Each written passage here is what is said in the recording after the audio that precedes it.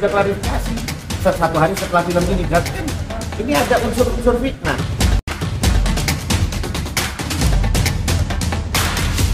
Kritikan masalah pemiluan, apakah kita tidak memberikan sedikit perhatian kita kepada para penyelenggara pemilu yang telah bekerja dengan nyata? Toh kita semua akui memang banyak dinamika pelanggaran pemilu, tapi pelanggaran pemilu ini kan tidak bisa dipukul rata sampai mendeskripsikan bahwa pemilu curang, pemilu rasa dan lain-lain. Saya harap para akademisi itu harus menjadi sosok yang saya rasa punya kapasitas dan ketika mengeluarkan pendapat harus berdasarkan naskah akademik atau berdasarkan data-data akademik yang nyata. Ini kan seolah-olah terjadi politisasi etik pasca putusan MK, politisasi pasca putusan DKPP. Guru besar bersuara bicara soal etik. Saya ingin tekankan bahwa dalam bernegara etika itu adalah produk hukum. Selama itu tidak diatur dalam produk hukum, itu bukan sebagai suatu pelanggaran yang ini, karena etik bagi saya dan etik mungkin bagi kawan-kawan sekalian itu hal yang berbeda.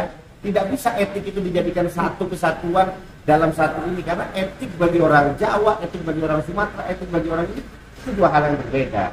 Jadi tidak bisa etik ini dipolitisasi. Yang saya sayangkan misalnya saya sampaikan kemarin, guru-guru besar bersuara seperti Universitas Islam Indonesia. Kita harus ingat Mahfud MD itu adalah guru besar Universitas Islam Indonesia.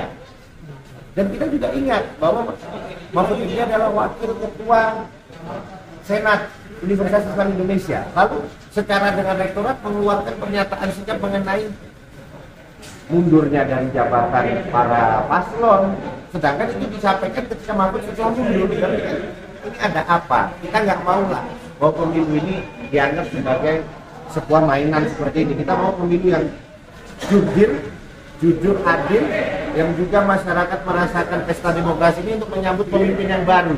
Kalau memang sudah kalah di survei, jangan mainkan instrumen-instrumen lain. Ini kan ketakutan karena kalah di survei, memainkan hal-hal ini. Bagi saya Dirty Vote ini tidak mendidik sedikit pun mengenai proses pemilu, karena proses pemilu sudah ada masalah didik-mendidiknya. Itu di mana? Di debat capres-cawapres. Sudah ada penjabaran visi misi, sudah ada kampanye-kampanye yang dilakukan oleh berbagai paslon. Ya biarkan masyarakat menilai. Gak perlu lagi akademisi mengeluarkan kata-kata yang menurut saya itu sebagai black campaign.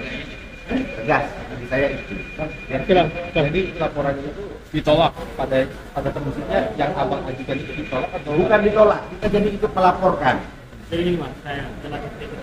Pada prinsipnya memang tadi sebagai warga negara Indonesia yang baik, kami hendak melaporkan terkait dengan dugaan-dugaan apa itu misalnya yang kemudian dilanggar dari undang-undang ITE ataupun yang dilanggar pada proses penyiaran yang kemudian diatur pada undang-undang penyiaran itu sendiri. Nah, konteksnya tadi komunikasi setelah komunikasi di Fiber di atas Direktorat Cyber, memang kita diarahkan untuk kemudian berkonsultasi dengan Komisi Penyiaran Indonesia untuk melakukan penilaian bahwa siaran ini kemudian bermuatan positif atau tidak, siaran ini kemudian melanggar aturan atau tidak. Tetapi pada prinsipnya kami sebagai orang yang kemudian sebagai warga Indonesia yang baik untuk melakukan pengujian terhadap penyiaran di TV ini, kemudian kita mau uji melewat laporan itu. Tapi pada prinsipnya pada laporan ini pasti kita akan kawal, kita akan punya effort yang lebih untuk kemudian bisa melapor laporan ini dengan baik sebagaimana warga negara Indonesia yang baik. Jadi belum diterima ya Bang? Jadi izin, bukan belum diterima. Mereka sudah ada laporan sebelumnya dan mereka sedang mengkaji dari Bareskrim Mabes Polri.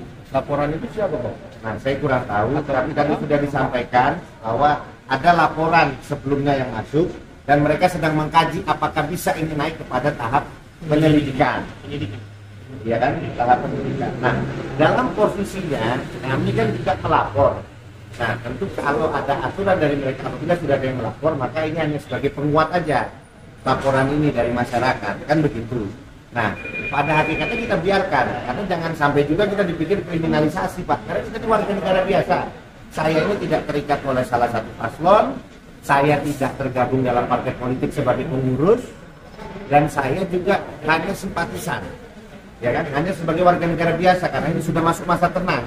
Jadi saya melaporkan sebagai warga negara biasa, jangan juga dianggap kriminalisasi. Biarkan Mabes Polri bekerja, apakah Dirty Vote ini bisa menjadi sebuah hukum, bisa menjadi sebuah pelanggaran hukum atau tidak. Itu aja sih yang kita ingin inginkan. Nah, yang dirugikan misalnya, kalau menurut saya dari film yang saya lihat itu, yang dirugikan banget adalah yang kita lihat ya, itu adalah paslon 02. Sangat dirugikan.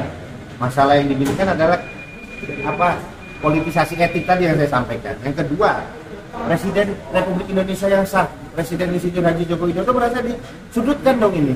Kenapa? Dia bilang penunjukan 20 PJ dan B. Mahmudin PJ Gubernur Jawa Barat kan sudah mengklarifikasi 1 hari pasca film ini muncul kan. Artinya apa yang terjadi? Kenapa B. Mahmudin dilibatkan dalam film ini? Toh dia sudah klarifikasi 1 hari setelah film ini. Berarti kan ini ada unsur-unsur fitnah.